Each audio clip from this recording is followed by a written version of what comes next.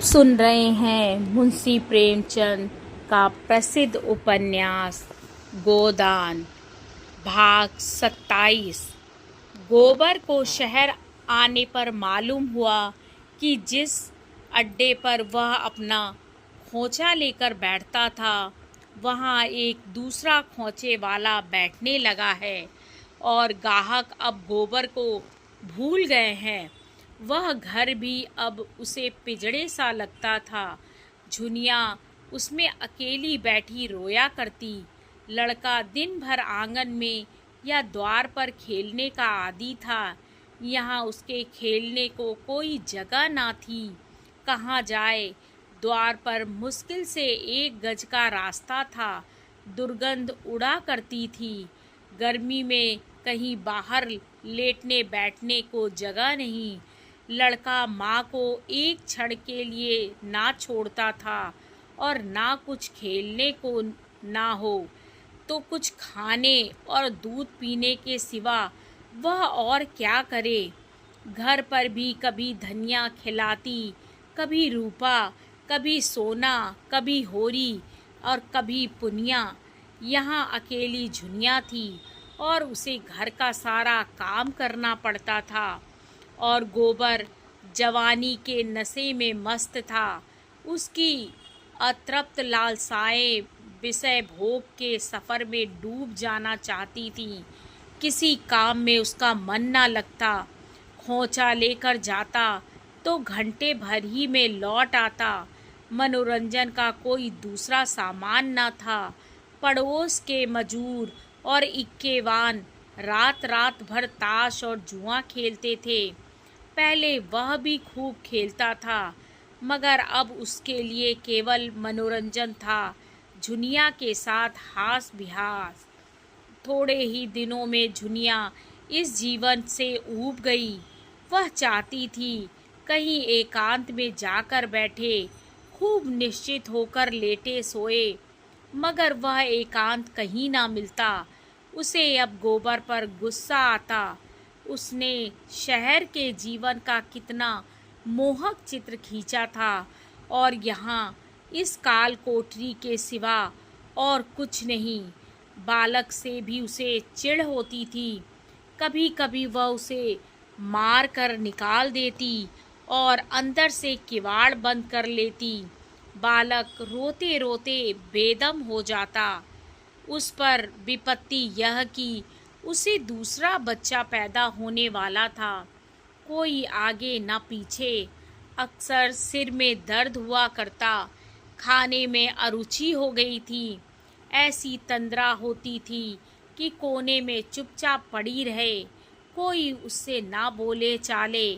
मगर यहाँ गोबर का निष्ठुर प्रेम स्वागत के लिए द्वार खटखटाता रहता था। स्तन में दूध नाम को नहीं, लेकिन लल्लू छाती पर सवार रहता था। देह के साथ उसका मन भी दुर्बल हो गया। वह जो संकल्प करती उसे थोड़े से आग्रह पर तोड़ देती। वह लेटी रहती और लल्लू आकर जबरदस्ती उसकी छाती पर बैठ जाता और स्तन मुंह में लेकर चबाने लगता। वह अब 2 साल का हो गया था। बड़े तेज दांत निकल आए थे। मुंह में दूध न आता तो वह क्रोध से आकर स्तन में दांत काट लेता। लेकिन झुनिया में अब इतनी शक्ति न थी कि उसे छाती पर से ढकेल दे। उसे हरदम मौत सामने खड़ी नजर आती। पति और पुत्र किसी से भी उसे स्नेह न था। सभी अपने मतलब के यार हैं। बरसात के दिनों में जब लल्लू को दस्त आने लगे तो उसने दूध पीना छोड़ दिया तो झुनिया को सिर से एक विपत्ति टल जाने का अनुभव हुआ। लेकिन जब 1 सप्ताह के बाद बालक मर गया तो उसकी स्मृति पुत्र स्नेह से सजीव होकर उसे रुलाने लगी। और जब गोबर बालक के मरने के 1 ही सप्ताह बाद फिर आग्रह करने लगा तो उसने क्रोध में जलकर कहा, तुम कितने पशु हो। झुनिया को अब लल्लू की स्मृति लल्लू से भी कहीं प्रिय थी। लल्लू जब तक सामने था वह उससे जितना सुख पाती थी उससे कहीं ज़्यादा कष्ट पाती थी। अब लल्लू उसके मन में आ बैठा था, शांत स्थिर सुशील सुहास। उसकी कल्पना में अब वेदनामय आनंद था जिसमें प्रत्यक्ष की काली छाया ना थी। बाहर वाला लल्लू उसके भीतर वाले लल्लू का प्रतिबिंब मात्र था। प्रतिबिंब सामने ना था जो असत्य था, अस्थिर था। सत्य रूप तो उसके भीतर था, उसकी आशाओं और शुभेच्छाओं से सजीव। दूध की जगह वह उसे अपना रक्त पिला पिलाकर पाल रही थी। उसे अब वह बंद कोठरी और वह दुर्गममयी वायु और वह दोनों जून धुएं में जलना, इन बातों का मानो ज्ञान ही ना रहा। वह स्मृति उसके भीतर बैठी हुई जैसे उसे शक्ति प्रदान करती रहती। जीते जी जो उसके जीवन का भार था मरकर उसके प्राणों में समा गया था। उसकी सारी ममता अंदर जाकर बाहर से उदासीन हो गई। गोबर देर में आता है या जल्द, रुचि से भोजन करता है या नहीं, प्रसन्न है या उदास, इसकी अब उसे बिल्कुल चिंता ना थी। गोबर क्या कमाता है और कैसे खर्च करता है इसकी भी उसे परवाह ना थी। उसका जीवन जो कुछ था भीतर था, बाहर वह केवल निर्जीव थी। उसके शोक में भाग लेकर, उसके अंतर जीवन में बैठकर गोबर उसके समीप जा सकता था, उसके जीवन का अंग बन सकता था, पर वह उसके बाह्य जीवन के सूखे तट पर आकर ही प्यासा लौट जाता था। एक दिन उसने रूखे स्वर में कहा, तो लल्लू के नाम को कब तक रोए जाएगी? 4-5 महीने तो हो गए। झुनिया ने ठंडी सांस लेकर कहा, तुम मेरा दुख नहीं समझ सकते, अपना काम देखो। मैं जैसी हूँ वैसी पड़ी रहने दो। तेरे रोते रहने से लल्लू लौट आएगा? झुनिया के पास कोई जवाब ना था। वह उठकर पतीली में कचालू के लिए आलू उबालने लगी। गोबर को ऐसा पाषाण हृदय उसने ना समझा था। इस बेदर्दी ने उसके लल्लू को उसके मन में और भी सजग कर दिया। लल्लू उसी का है, उसमें किसी का साझा नहीं, किसी का हिस्सा नहीं। अभी तक लल्लू किसी अंश में उसके हृदय के बाहर भी था। गोबर के हृदय में भी उसकी कुछ ज्योति थी, अब वह संपूर्ण रूप से उसका था। गोबर ने खोचे से निराश होकर शक्कर के मिल में नौकरी कर ली थी।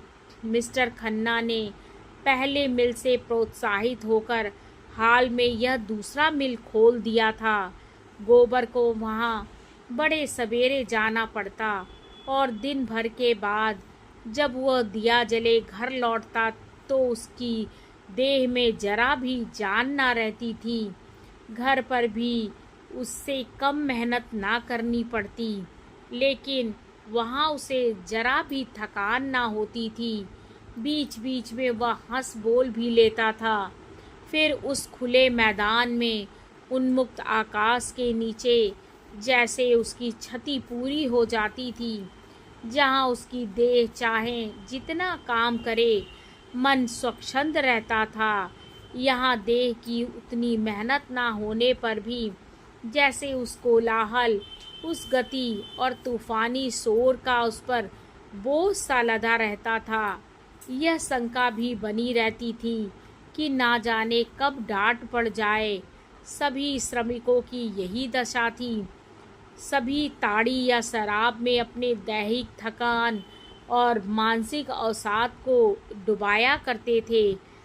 गोबर को भी शराब का चस्का पड़ा। घर आता तो नशे में चूर और पहर रात गए और आकर कोई ना कोई बहाना खोजकर झुनिया को गालियां देता, घर से निकालने लगता और कभी कभी पीट भी देता। झुनिया को अब यह शंका होने लगी कि वह रखेली है, इसी से उसका यह अपमान हो रहा। ब्याहता होती तो गोबर की मजाल थी, उसके साथ यह बर्ताव करता। बिरादरी उसे दंड देती, हुक्का पानी बंद कर देती। उसने कितनी बड़ी भूल की कि इस कपटी के साथ घर से निकल भागी। सारी दुनिया में हंसी भी हुई और हाथ कुछ ना आया। वह गोबर को अपना दुश्मन समझने लगी, ना उसके खाने पीने की परवाह करती, ना अपने खाने पीने की। जब गोबर उसे मारता तो उसे ऐसा क्रोध आता कि गोबर का गला छुरे से रेत डाले। गर्भ ज्यों ज्यों पूरा होता जाता, उसकी चिंता बढ़ती जाती है। इस घर में तो उसकी मरण हो जाएगी, कौन उसकी देखभाल करेगा, कौन उसे संभालेगा। और जो गोबर इसी तरह मारता पीटता रहा, तब तो उसका जीवन नरक ही हो जाएगा। एक दिन वह बम्बे पर पानी भरने गई तो पड़ोस की एक स्त्री ने पूछा, क्या महीने की है रे? झुनिया ने लजा कर कहा, क्या जाने दीदी, मैंने तो गिना गिनाया नहीं। दोहरी देह की, काली कलूठी नाटी, कुरूपा, बड़े बड़े स्तनों वाली स्त्री थी। उसका पति इक्का हाँकता था और वह खुद लकड़ी की दुकान करती थी। झुनिया कई बार उसकी दुकान से लकड़ी लाई थी, इतना ही परिचय था। मुस्कुरा कर बोली, मुझे तो जान पड़ता है, दिन पूरे हो गए हैं, आज ही कल में होगा। कोई दाई वाई ठीक कर ली? झुनिया ने भायातुर स्वर में कहा, मैं तो यहाँ किसी को नहीं जानती। तेरा मर्दुआ कैसा है जो कान में तेल डाले बैठा है? उन्हें मेरी क्या फिक्र। हाँ, देख तो रही हूँ, तू तो सौर में बैठोगी। कोई करने धरने वाला चाहिए कि नहीं? सास ननद देवरानी जेठानी कोई है कि नहीं? किसी को बुला लेना था, मेरे लिए सब मर गए।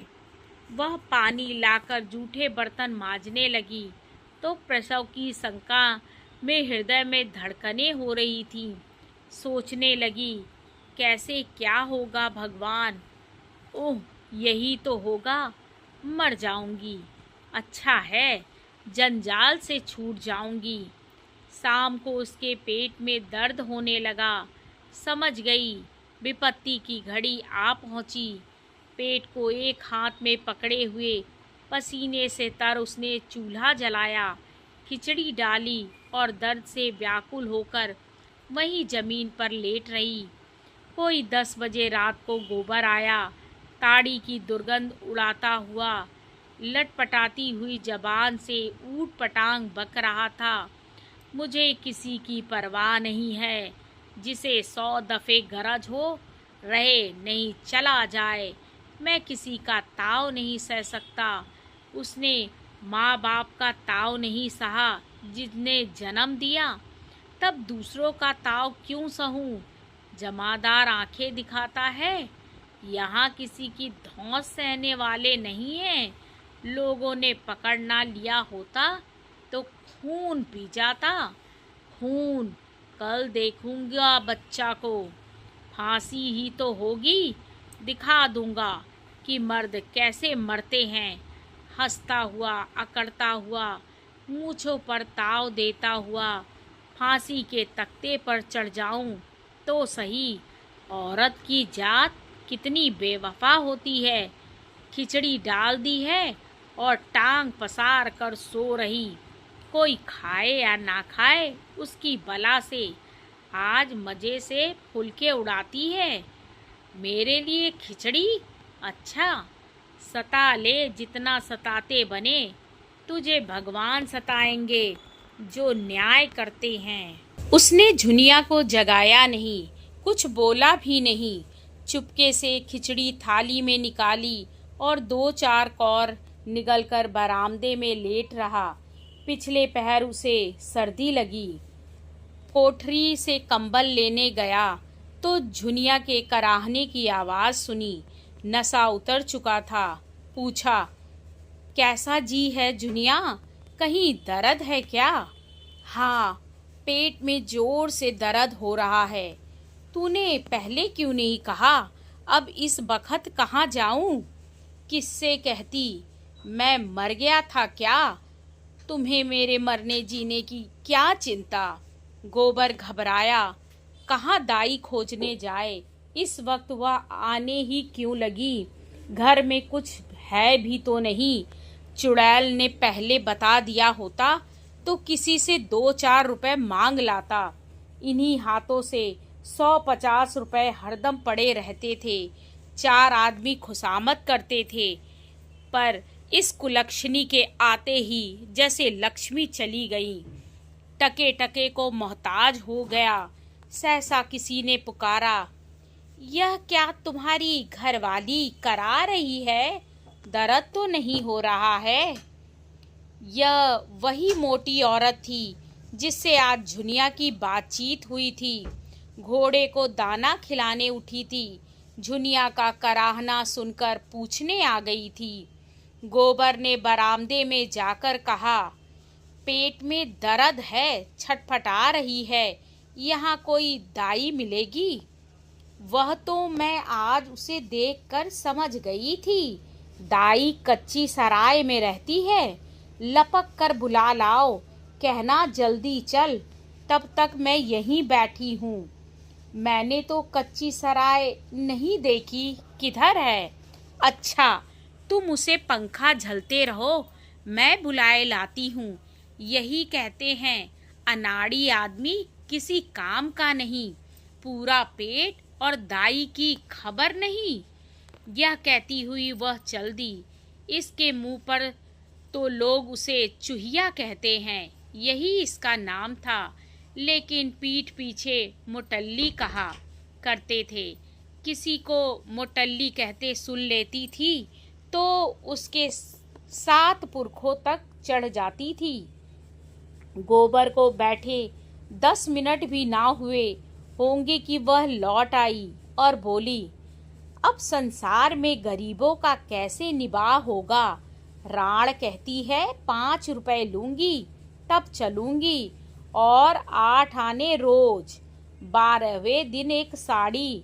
मैंने कहा, तेरा मुंह झुलस दूं, तू जा चूल्हे में, मैं देख लूंगी।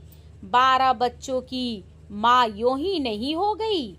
तुम बाहर आ जाओ गोवर्धन, मैं सब कर लूंगी। बखत पड़ने पर आदमी ही आदमी के काम आता है। 4 बच्चे जना दिए तो दाई बन बैठी। वह झुनिया के पास जा बैठी और उसका सिर अपनी जांग पर रखकर उसकी पेट सहलाती हुई बोली, मैं तो आज तुम्हें देखते ही समझ गई थी। सच पूछो तो इसी धड़के में आज मुझे नींद नहीं आई। यहाँ तेरा कौन सगा बैठा है? झुनिया ने दर्द से दांत जमाकर सी करते हुए कहा, अब ना बचूंगी दीदी। हाय, मैं तो भगवान से मांगने ना गई थी। एक को पाला पोसा, उसे तुमने छीन लिया, तो फिर इसका कौन काम था? मैं मर जाऊं माता तो तुम बच्चे पर दया करना, उसे पाल पोस देना, भगवान तुम्हारा भला करेंगे। चूहिया स्नेह से उसके केस सुलझाती हुई बोली, धीरज रख बेटी, धीरज धर, अभी क्षण भर में कष्ट कटा जाता है। तूने भी तो जैसे चुप्पी साध ली थी। इसमें किस बात की लाज? मुझे बता दिया होता तो मैं मौलवी साहब के पास से ताबीज ला देती। वही मिर्जा जी जो इस हाते में रहते हैं। इसके बाद झुनिया को कुछ होश ना रहा। 9 बजे सुबह उसे होश आया तो उसने देखा चूहिया शिशु को लिए बैठी है और वह साफ साड़ी पहने लेटी हुई है। ऐसी कमजोरी थी मानो देह में रक्त का नाम ना हो। चूहिया रोज सवेरे आकर झुनिया के लिए हरीरा और हलवा पका जाती और दिन में कई बार आकर बच्चे को उबटन मल जाती और ऊपर का दूध पिला जाती। आज चौथा दिन था, पर झुनिया के स्तनों में दूध ना उतरता था। शिशु रो रो कर गला फाड़े देता था, क्योंकि ऊपर का दूध उसे पचता ना था। एक क्षण तो को भी चुप ना होता था। चूहिया अपना स्तन उसके मुंह में देती। बच्चा एक क्षण चूसता, पर जब दूध ना निकलता तो फिर चीखने लगता। जब चौथे दिन सांझ तक झुनिया के दूध ना उतरा तो चूहिया घबराई। बच्चा सूखता चला जाता था। न खास में एक पेशेंट डॉक्टर रहते थे। चूहिया उन्हें ले आई। डॉक्टर ने देखभाल कर कहा, इसकी देह में खून तो है ही नहीं, दूध कहाँ से आए? समस्या जटिल हो गई। देह में खून लाने के लिए महीनों पुष्टिकारक दवाएं खानी पड़ेगी, तब कहीं दूध उतरेगा। तब तक तो इस मांस के लोथड़े का ही काम तमाम हो जाएगा। पहर रात हो गई थी। गोबर ताड़ी पिए ओसारे में पड़ा हुआ था। चूहिया बच्चे को चुप कराने के लिए उसके मुंह में अपनी छाती डाले हुए थी कि सहसा उसे ऐसा मालूम हुआ कि उसकी छाती में दूध आ गया है। प्रसन्न होकर बोली, ले झुनिया, अब तेरा बच्चा जी जाएगा, मेरे दूध आ गया। झुनिया ने चकित होकर कहा, तुम्हें दूध आ गया? नहीं री, सच, मैं तो नहीं पतियाती। देख ले। उसने अपना स्तन दबा कर दिखाया। दूध की धार फूट निकली। झुनिया ने पूछा, तुम्हारी छोटी बिटिया तो 8 साल से कम की नहीं है? हाँ, 8वां है, लेकिन मुझे दूध बहुत होता था। इधर तो तुम्हें कोई बाल बच्चा नहीं हुआ। वही लड़की पेट पोछनी थी, छाती बिल्कुल सूख गई थी, लेकिन भगवान की लीला है, और क्या। अब से चूहिया 4-5 बार आकर बच्चे को दूध पिला जाती। बच्चा पैदा तो हुआ था दुर्बल, लेकिन चूहिया का स्वस्थ दूध पीकर गदराया जाता था। एक दिन चूहिया नदी स्नान करने चली गई। बच्चा भूख के मारे छटपटाने लगा। चूहिया 10 बजे लौटी तो झुनिया बच्चे को कंधों से लगाए झुला रही थी और बच्चा रोए जाता था। चूहिया ने बच्चे को उसकी गोद में से लेकर दूध पिला देना चाहा, पर झुनिया ने उसे झिड़क कर कहा, रहने दो, अभागा मर जाए वही अच्छा, किसी का एहसान तो ना लेना पड़े। चूहिया गिड़गिड़ाने लगी। झुनिया ने बड़े अधरावन के बाद बच्चा उसकी गोद में दिया, लेकिन झुनिया और गोबर में अब भी ना पटती थी। झुनिया के मन में बैठ गया था कि यह पक्का मतलबी बेदर्द आदमी है, मुझे केवल भोग की वस्तु समझता है। चाहे मैं मरूं चाहे जीऊं, इसकी बला से यह पक्का मतलबी है। उसे बिल्कुल गम नहीं, सोचता होगा वह मर जाएगी तो दूसरी लाऊंगा, लेकिन मुंह धो रखे बच्चू, मैं ही ऐसी अल्हड़ थी कि तुम्हारे फंदे में आ गई। तब तो पैरों पर सिर रखे देता था, यहाँ आते ही ना जाने क्यों जैसे इसका मिजाज ही बदल गया। जाड़ा आ गया था, पर ना ओढ़न ना बिछावन। रोटी दाल से जो 2-4 रुपए बचते ताड़ी में उड़ जाते। एक पुराना लिहाफ था, दोनों उसी में सोते थे, लेकिन फिर भी उनमें 100 कोस का अंतर था। दोनों एक ही करवट में रात काट देते थे। आगे की कहानी अगले भाग में।